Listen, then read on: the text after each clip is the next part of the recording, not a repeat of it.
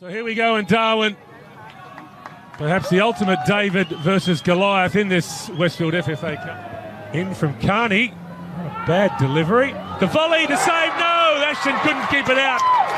And Sydney FC open the scoring. Bobo, what a sweet volley that was. Bad mistake from the Rovers. And that's a penalty. Well, the crowd cannot believe it. I think some of the Sydney FC players can't believe it. Can he convert it, the Brazilian? Yes, he can. He sends the keeper the wrong way. And Sydney FC stretch their lead. Bobo with a brace. Carney.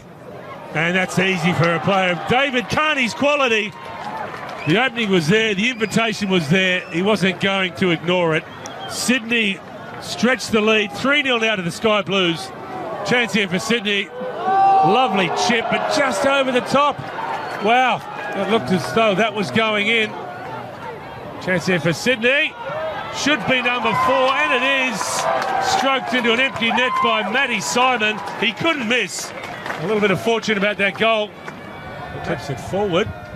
Couldn't get that one right, the Sky Blues, but they'll get a second chance, and they have scored. Jordi Baus adds his name to the score sheet. The Dutchman, he's delighted. He's got plenty of power in that right boot of his. It was too much for Matthew Ashton to deal with.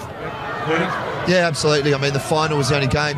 Lockalinga will just stay with the action for a moment. Ninkovic, number 6 for Sydney FC. All the big players have got themselves on the scoreboard now.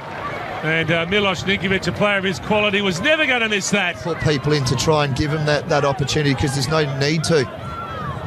Onside is Bobo. He is on a hat-trick.